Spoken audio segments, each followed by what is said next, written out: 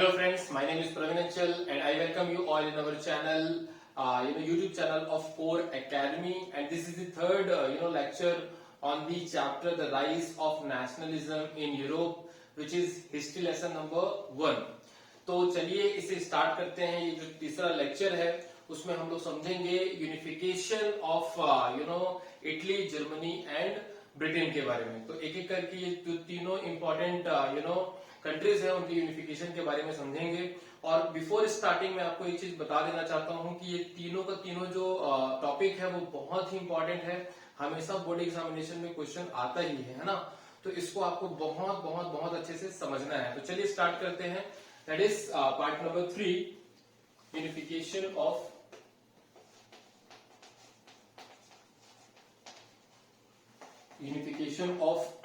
सबसे पहले देखेंगे Italy, then Germany and then Britain. Okay, unification of Italy, Germany and Britain. तो इसे भी समझते हैं एक टाइमलाइन के माध्यम से। तो टाइमलाइन हम लोग यहाँ पर ड्रॉ करते हैं। टाइमलाइन यहाँ पर हमने ऐसे करके ड्रॉ कर लिया, ये हमने ड्रॉ कर लिया। यहाँ पर हम चूंकि 3 कंट्रीज के बारे में पढ़ रहे हैं तो 3 लाइन हम यहाँ पर ड्रॉ कर लेते हैं, यहाँ ऐसा। तो जो सबसे पहला कंट्री हम लोग लेंगे वो है इटली, है ना। तो इटली का जो पूरा यूनिफिकेशन हुआ था वो कब से कब हुआ था, कब तक हुआ था? 1859 से 61 तक। उसके बाद में जो जर्मनी है उनका हुआ था 1864 से 71 तक, है ना। और जो लास्ट है ब्रिटेन, उनका हुआ था 1688 से 1801 तक, है ना। तो ये थोड़ा सा स्ट्रेंज केस है ब्रिटेन वाला, उसको देखेंगे हम लोग कैसे कोई स्ट्रेंज केस है। ठीक, तो देखते हैं, यहाँ पर लिख देते हैं हम लोग दिस इज इटली। ये जो है हमारा जर्मनी, और जो लास्ट है हमारा क्या, ब्रिटेन, है ना। तो ब्रिटेन को स्ट्रेंज केस ऑफ ब्रिटेन भी कहा जाता है। मैं बताऊंगा आपको कि क्यों कहा जाता है, कैसे कहा जाता है। तो ये हम लोग समझेंगे बहुत अच्छे से। So the first one is Italy, second one is Germany and the third one is Britain. अब उसके बाद में हम लोग देखते हैं कि ये कैसे पूरा प्रोसेस ऑफ यूनिफिकेशन कंप्लीट होता है। So one by one we will see. तो पहला हम देखते हैं इटली का केस स्टडी, है ना। तो इटली जो था, पहला पॉइंट आप लिखिएगा। इटली, देखो यूनिफिकेशन मतलब क्या, कि जो टूटे हुए भाग हैं उसी को तो आप यूनाइट करोगे ना, ठीक है। तो इटली भी बहुत सारे पार्ट्स में डिवाइडेड था। Actually it was divided into 7 parts, है ना। इटली कितने पार्ट्स में डिवाइडेड था? 7 पार्ट्स में जो है इटली डिवाइडेड था, ठीक है। उसमें से जो सिर्फ एक हिस्सा है, एक पार्ट है, जिसे कहते थे सर्दिनिया पेडोमोंट, है ना। तो ओनली सर्दिनिया पेडोमोंट जो था वही सिर्फ एक इटालियन किंग के अंडर में थे, ठीक है। इटालियन किंग के अंडर में थे, जिनका नाम था, इन इटालियन किंग का नाम था विक्टर इमैनुअल II। क्या नाम था भाई इस किंग का नाम? Victor Emmanuel II। नाम याद रखिएगा, बहुत इंपॉर्टेंट है, विक्टर इमैनुअल, ठीक है, विक्टर इमैनुअल II, है ना। इस किंग का नाम है विक्टर इमैनुअल II। अब उसके बाद में ये जो एक चीज मैं बताना चाहूंगा कि एक ही हिस्सा सिर्फ इटालियन किंग के पास में है, बाकी का हिस्सा दूसरे जो रूलर्स हैं, दूसरे जो एम्पायर हैं उनके हाथों में था, ठीक है। तो अगर मैं यहाँ पर ऐसे डिपिक्ट करूं कि मान लीजिए कि ये इटली है ना, ये I फॉर इटली, ठीक है, ये I फॉर इटली है। तो जो नॉर्थ हिस्से में जो रूल किया करता था उसको बोलते थे हम लोग ऑस्ट्रियन हैब्सबर्ग एम्पायर। क्या बोलते थे? Austrian Habsburg empire. ऑस्ट्रिया के जो हैब्सबर्ग एम्पायर थे वो रूल किया करते थे, ठीक। साउथ में कौन रूल करता था? तो साउथ में ना स्पेनिश बोर्बन डायनेस्टी रूल किया करते थे, ठीक है, स्पेनिश बोर्बन डायनेस्टी। और जो सेंटर में कौन रूल करते थे, तो आपको जान के बहुत शॉक होगा कि सेंटर में कौन रूल करते थे? सेंटर में रूल करते थे पोप, है ना, जिनका नाम क्या था? पोप था, ठीक है। तो पोप कौन थे भाई? पोप कौन थे? रिलीजियस लीडर को बोलते हैं पोप, है ना। जो रिलीजियस लीडर्स होते हैं उन्हीं को कहा जाता है पोप। तो आप पूछेगी सर कि ये रिलीजियस लीडर कैसे यहाँ पर सेंट्रल इटली में रूल किया करते थे? तो इसका बहुत ही सीधा सा आंसर है कि उस समय पे जो रिलीजियस लीडर्स होते थे उनको बहुत ज्यादा पावर और बहुत ज्यादा पैसा जो है वो दिया जाता था, है ना, मोनार्क की तरफ से। तो उसी वजह से ये जो पोप है वो बहुत बड़े बड़े एरियाज पर रूल किया करते थे, है ना। किनके सपोर्ट से? मोनार्क के सपोर्ट से, क्योंकि उनको बहुत इज्जत, बहुत रिस्पेक्ट, बहुत धन, बहुत पैसा, बहुत पावर मिलता था। तो ये हो गया पोप का हिस्ट्री, है ना। तो फिर से एक बार रिपीट करते हैं। Austria is ruling in the north Italy, Austrian Habsburg empire, Spanish Bourbon dynasty is ruling in the south Italy and pope is ruling in central Italy. तो इतना अपने को समझ में आ चुका है। अब इन तीनों हिस्से को मिलाकर एक करना है। क्या है हमारा टारगेट? तीनों हिस्सों को मिलाकर हमको एक करना है। तो एक कैसे करेंगे? तो एक करने के लिए हमें कई सारी पर्सनालिटीज के बारे में पढ़ना पड़ेगा जिन्होंने अपना पूरा जीवन जो है वो इटली की यूनिफिकेशन के लिए कुर्बान कर दिया। तो आइए समझते हैं कुछ ग्रेट पर्सनालिटीज के बारे में। तो एक जो है वो बहुत ही बड़े ग्रेट पर्सनालिटीज थे इटली के, जिनका मैंने जिक्र लास्ट लेक्चर में किया था, जिनका नाम था गुजिप्पी मैज़िनी। क्या नाम था? गुजिप्पी मैज़िनी, जिन्हें क्या कहा जाता है? Soul of Italy. क्या कहा जाता है? सोल ऑफ इटली, है ना। इनके बारे में मैंने बहुत डिटेल से बताया था आपको लास्ट लेक्चर में, तो फिर से रिपीट नहीं करेंगे, है ना। एक कुछ चीजें मैं बता देता हूँ कि इन्होंने कुछ सीक्रेट सोसाइटीज फॉर्म किए थे और इन्होंने बहुत स्ट्रगल किया, लेकिन अनफॉर्चुनेटली ये अनसक्सेसफुल रहे। इन्हें सोल ऑफ इटली भी कहा जाता है, ठीक है। उसके बाद में जो दूसरे बहुत ही इंपॉर्टेंट कैरेक्टर थे वो थे विक्टर इमैनुअल II, जो कि सर्दिनिया पेडोमोंट के किंग थे, और इन्होंने ही पूरा इनिशिएट लिया ये पूरे एरिया को एक करने का आफ्टर गुजिप्पी मैज़िनी सेकंड, है ना, सॉरी गुजिप्पी मैज़िनी, है ना। तो ये जो विक्टर इमैनुअल II है उन्होंने पूरा इनिशिएटिव लिया, और इनके चीफ मिनिस्टर थे जिनका नाम था काउंट कैमिलियो दी केवर।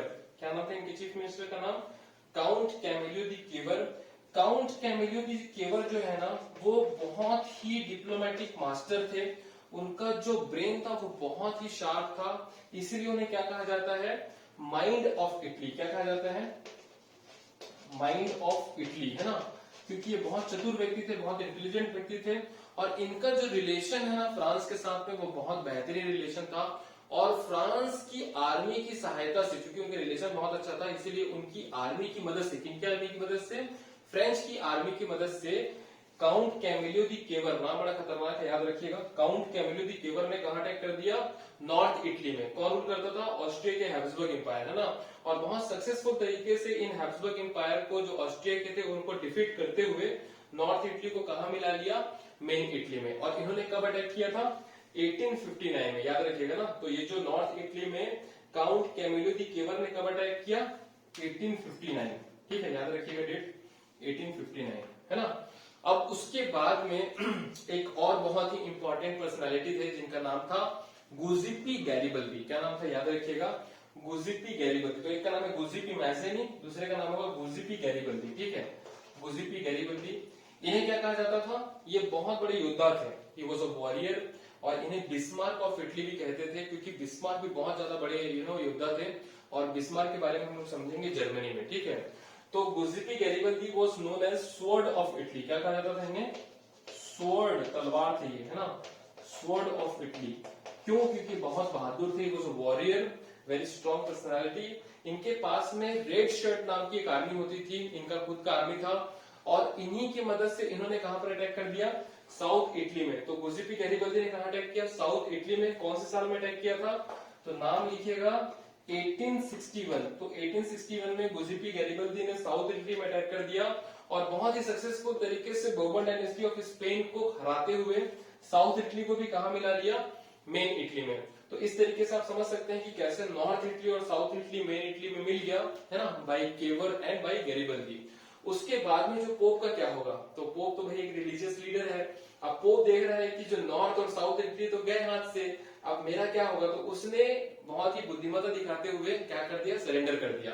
तो जैसे ही सरेंडर किया, सेंट्रल इटली भी किनके हाथों में आ गई?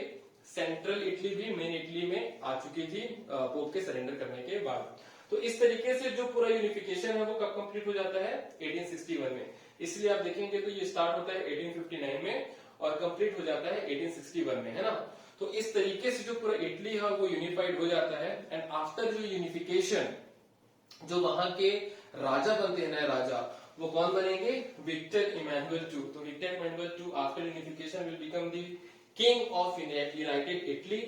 और जो उनके चीफ मिनिस्टर थे जिनका नाम था केवर, काउंट कैमिलियो दी केवर, वो आफ्टर यूनिफिकेशन क्या बनते हैं? प्राइम मिनिस्टर, ठीक है। तो इस तरीके से यूनिफिकेशन ऑफ इटली का जो टॉपिक है वो बहुत अच्छे से कंप्लीट होता है। मैं एक बार फिर से रिपीट करता हूं, बोर्ड एग्जामिनेशन का अगर आप अनसॉल्व पेपर देखेंगे तो यूनिफिकेशन ऑफ इटली के बारे में बहुत सारे क्वेश्चंस दिए हुए हैं, ठीक है। तो ये जो पूरे नोट्स वाइज आप अगर लिखोगे आंसर तो बहुत अच्छे से जो है आपको पूरा मार्क्स मिलेगा। ऐसे कुछ इमेजेस भी बना सकते हो ताकि आपका जो आंसर में एक वैल्यू एडिशन हो सके। उसके बाद में हम लोग देखते हैं जर्मनी का केस स्टडी, ठीक है। सो यूनिफिकेशन ऑफ जर्मनी, तो जैसे फ्रांस 7 पार्ट्स में डिवाइडेड था ना, वैसे ही जर्मनी भी लगभग 35 से 40 हिस्सों में डिवाइडेड था जिसे कॉन्फेडरेशन कहा जाता था, ठीक है। तो इन्हीं कॉन्फेडरेशन को एक करना था हमें, और इस एक करने का जो पूरा इनिशिएटिव लिया उसको किसने लिया, प्रुशिया ने लिया, ठीक है। सो प्रशियन किंग थे जिनका नाम था, यहाँ पर लिखेगा Prussian king has taken initiative. और उस समय भी जो प्रशिया ही पुराने जमाने में जर्मनी को पुराने जमाने में क्या कहते, प्रशियन एम्पायर जो था, है ना। तो प्रशियन किंग ने पूरा इनिशिएटिव लिया और इनका नाम क्या था, तो इनका नाम था केजर विलियम वन। क्या नाम था, केजर विलियम वन, है ना, याद रखिएगा इनका नाम केजर विलियम वन है। और इनके जो चीफ मिनिस्टर थे, जो प्रशिया के चीफ मिनिस्टर थे, है ना, प्रशिया के जो चीफ मिनिस्टर हैं उनका नाम होगा ओटो वन बिस्मार्क। एक्चुअल में वही लीडर है, ठीक है, ओटो वन बिस्मार्क, है ना, याद रखिएगा पूरा नाम लिखता हूं मैं, auto von Bismarck. Auto von Bismarck, ठीक है। तो ओटो वन बिस्मार्क को वन मैन आर्मी भी कहा जाता है, क्योंकि बहुत बहादुर थे, वो सब वॉरियर, और इन्हीं के लीडरशिप में प्रशियन ने लगातार 7 सालों तक 3 देशों के साथ में लड़ाई लड़ा। कितने सालों तक, 7 इयर्स, है ना। सो 7 इयर्स तक वो जो है वो लड़ाई लड़ते रहे। 7 इयर्स तक कितने देशों के साथ में, 3 देशों के साथ में। कौन कौन थे, पहला था डेनमार्क, ठीक है, दूसरा था क्या, डेनमार्क के बाद में ऑस्ट्रिया, और लास्ट में आता है फ्रांस, ठीक है, ऑस्ट्रिया और लास्ट में आता है फ्रांस, है ना। तो ऑस्ट्रिया और फ्रांस थे। तो ये 7 साल तक 3 देशों के साथ में लड़ाई लड़ने के बाद में आपको जान के बहुत अच्छा लगेगा कि ये तीनों देशों को हरा दिए। कौन, ओटो वन बिस्मार्क। कहां से थे, प्रशिया से थे, है ना। तो प्रशिया ने तीनों देशों को लड़ के हरा दिया। और इनका क्रोनोलॉजी देख लेते हैं, सीक्वेंस देख लेते हैं। तो जो सबसे पहला कंट्री हारा वो कौन था, डेनमार्क। तो प्रशिया ने डेनमार्क को कब हराया, 1864 में, है ना। उसके बाद में जो ऑस्ट्रिया था, तो वो ऑस्ट्रिया कब हारा, देख लेते हैं उसको भी। तो ऑस्ट्रिया हारता है 1866 में, है ना, 1866 में। उसके बाद जो फ्रांस है, तो फ्रांस कब हारता है, 1871 में, है ना। तो फ्रांस फाइनली 1871 में हारने के बाद में जर्मनी का यूनिफिकेशन हो जाता है। इसलिए आप देखेंगे कि 1864 से 1871 कितना हुआ, 7 साल, है ना। और 1864 से 1871 मैंने यहां भी लिखा हुआ है, जो कि पीरियड है जर्मनी यूनिफिकेशन का, ठीक है। तो इन तीनों बैटल को लड़ने के बाद में और जीतने के बाद में फाइनली जर्मनी का क्या हो गया, यूनिफिकेशन हो गया। और एंड आफ्टर यूनिफिकेशन बहुत से वहां पर रिफॉर्म आए, बहुत से पॉजिटिव चीज आई, है ना। जो लोगों को बेहतर राइट्स मिला, बेहतर फैसिलिटीज मिली। और जो वहां के नए राजा बने वो कौन बने, प्रशिया के किंग बने केजर विलियम वन। तो Kjær William one United Germany के नए किंग बनते हैं आफ्टर यूनिफिकेशन, है ना। तो इस तरीके से जर्मन यूनिफिकेशन भी कंप्लीट हो जाता है।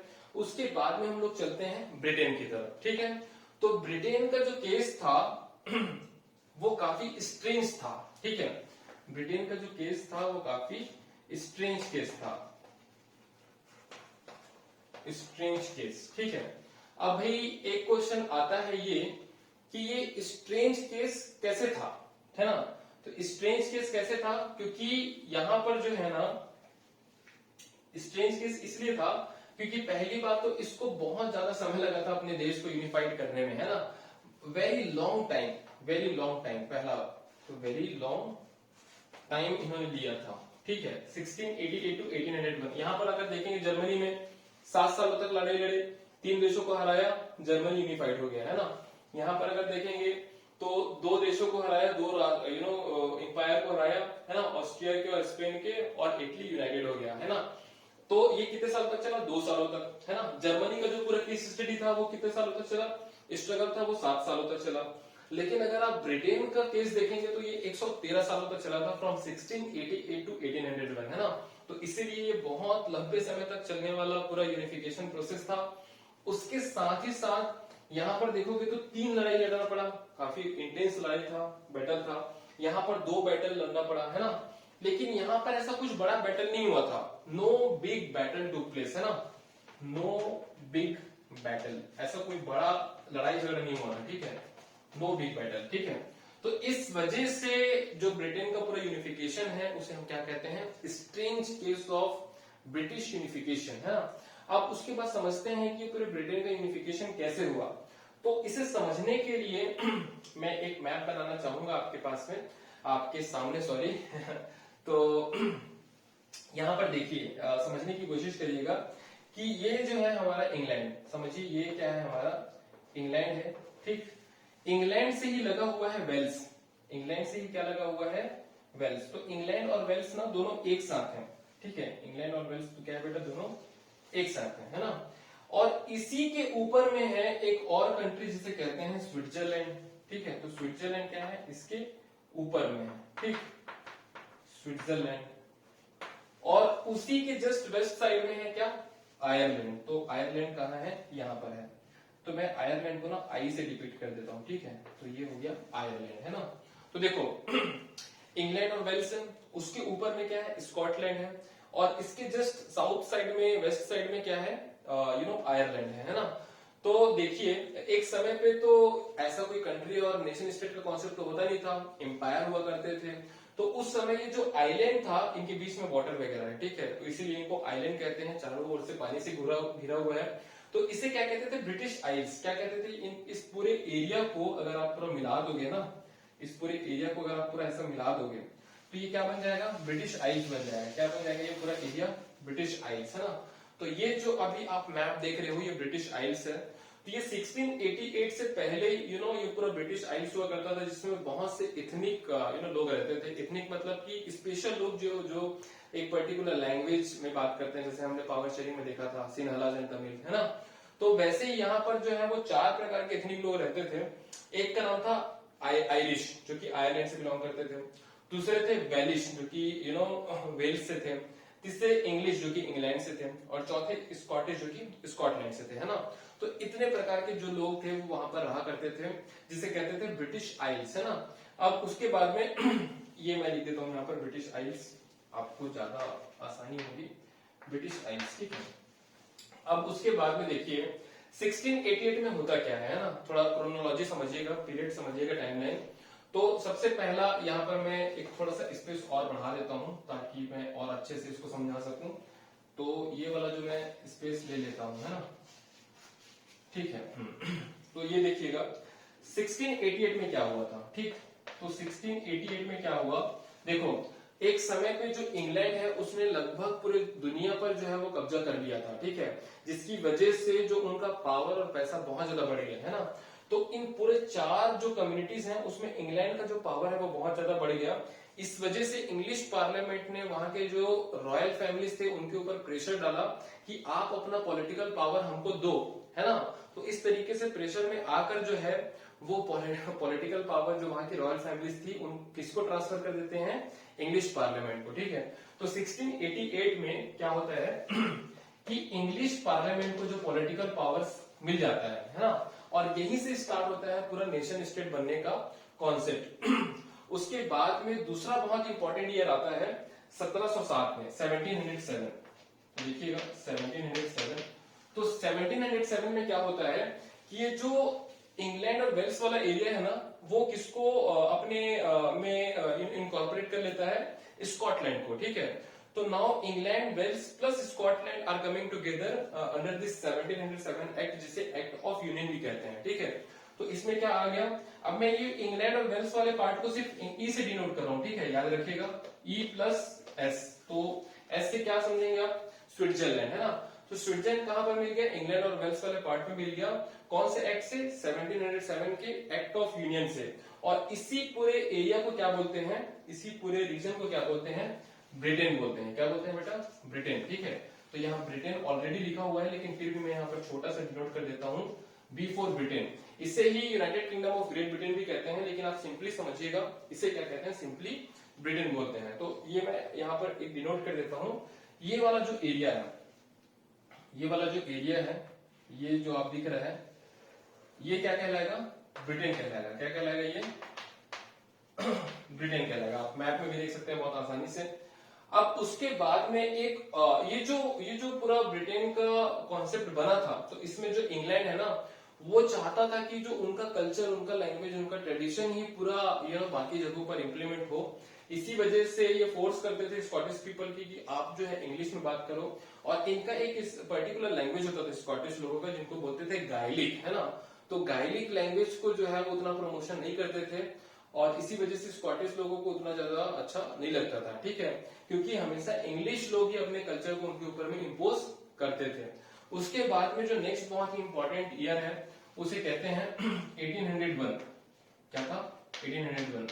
अब 1801 में क्या हुआ कि इस ब्रिटेन में जो है ना, ये आयरलैंड को मिला दिया गया। लेकिन यहाँ पर एक समझने वाली बात यह है कि मिलाने से पहले ना आयरलैंड दो भागों में बढ़ चुका था।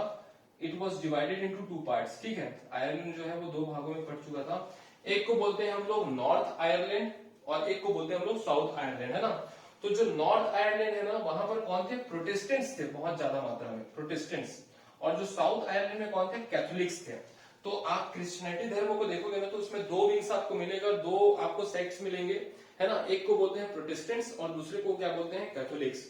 तो आयरलैंड के जो नॉर्थ वाले पार्ट में कौन थे? प्रोटेस्टेंट्स थे, और साउथ वाले पार्ट में कौन थे? कैथोलिक्स थे। तो जो ब्रिटेन है ना, वहां पर जो मेजोरिटी लोग हैं वो प्रोटेस्टेंट्स हैं। तो आप बताइए ब्रिटेन जो है वो नॉर्थ को सपोर्ट करेगा कि साउथ को सपोर्ट करेगा? तो ऑब्वियस सी बात है, ब्रिटेन किसको चाहेगा? नॉर्थ को चाहेगा। और इसीलिए जो नॉर्थ आयरलैंड है ना, वो किसमें मिल गया? ब्रिटेन में मिल गया। और साउथ आयरलैंड एक इंडिपेंडेंट देश बन गया। तो नॉर्थ आयरलैंड को क्या कहते हैं? British Ireland. और साउथ आयरलैंड को क्या बोलते हैं? रिपब्लिक ऑफ आयरलैंड, है ना। तो जब हम भारत का मैच देखते हैं आयरलैंड के साथ में, तो वो कौन सा मैच होता है? रिपब्लिक ऑफ आयरलैंड वाला मैच होता है, जो कि साउथ आयरलैंड का हिस्सा था। और नॉर्थ आयरलैंड को हम किस में काउंट करते हैं? ब्रिटिश एम्पायर में। जो ब्रिटिश जो पूरी टेरिटरी थी उसमें हम लोग एम्पायर नहीं बोलेंगे, मतलब ब्रिटिश टेरिटरी में जो इसको इंक्लूड किया गया, ठीक है। तो यहां पर देखिए 1801 में क्या हुआ था? ब्रिटेन में, है ना, ब्रिटेन में किसको मिला लिया गया? आयरलैंड को। कौन से आयरलैंड को? नॉर्थ आयरलैंड को, प्रोटेस्टेंट वाले आयरलैंड को, है ना। और इस पूरे यूनिफिकेशन को क्या कहते हैं? इसके बाद में इसे क्या कहेंगे हम लोग? देखिएगा, इसको कहते हैं यूनाइटेड किंगडम। क्या कहेंगे इसको? यूनाइटेड किंगडम, है ना। तो यूनाइटेड किंगडम क्या है? यूनाइटेड किंगडम मतलब ब्रिटेन प्लस आयरलैंड, है ना। आयरलैंड कौन सा? नॉर्थ आयरलैंड, जो प्रोटेस्टेंट वाला है, ठीक है। ब्रिटेन क्या है? इंग्लैंड प्लस स्कॉटलैंड, है ना। तो अगर आप ये पूरे एरिया को देखो मैप में, इसको समझ गए तो सब चीज समझ जाओगे आप लोग। देखो ये वाला जो एरिया है, मैं इसको बहुत अच्छे से डिनोट करने की कोशिश करता हूं। ये वाला जो एरिया मैं अभी जो ड्रॉ कर रहा हूं, ये पूरा हिस्सा जो है वो क्या कहलाएगा आगे जाके? यूके। क्या कहलाएगा? यूके, है ना, यूनाइटेड किंगडम, है ना। तो देख सकते हैं अगर आप नॉर्थ आयरलैंड को ब्रिटेन के साथ मिला दोगे तो वो क्या बन जाएगा? यूके बन जाएगा। पूरे एरिया को मिला दोगे तो वो ब्रिटिश आइल्स बन जाएगा। सिर्फ स्विट्जरलैंड और इंग्लैंड और वेल्स को मिला दोगे तो वो ब्रिटेन बन जाएगा। तो इस तरीके से ये जो पूरा प्रोसेस है ना वो कंप्लीट होता है। अब आपने ब्रिटेन तो बना दिया बहुत अच्छे तरीके से, लेकिन लोगों में देशभक्ति भी तो जगानी पड़ेगी ना। तो इसीलिए देशभक्ति की भावना जगाने के लिए कुछ और चीजें की गई, जैसे वहां पर नेशनल फ्लैग लाया गया नया, जिसे कहते थे यूनियन जैक। और वहां का जो नेशनल सॉन्ग था उसे कहते थे God save our Nobel king. और जो वहां का नेशनल लैंग्वेज बना, आप बहुत आसानी से गेस कर सकते हैं कौन सा लैंग्वेज बना होगा? जी हाँ, बिल्कुल सही, इंग्लिश। तो ये इंग्लिश जो था वो नेशनल लैंग्वेज बन गया, यूनियन जैक नेशनल फ्लैग बन गया, God save our Nobel king क्या बन गया? नेशनल एंथम बन गया। तो इस तरीके से ये जो पूरा ब्रिटेन का यूनिफिकेशन कंप्लीट होता है। मैं एक बार फिर से रिपीट करूंगा कि ये जो तीनों टॉपिक से क्वेश्चंस हर साल आते ही हैं, आपको बहुत अच्छे से समझना है। सबसे इंपॉर्टेंट वीडियो यही है पूरे चैप्टर का, ठीक है। सो आई होप ये आपको बहुत अच्छे से समझ में आया होगा।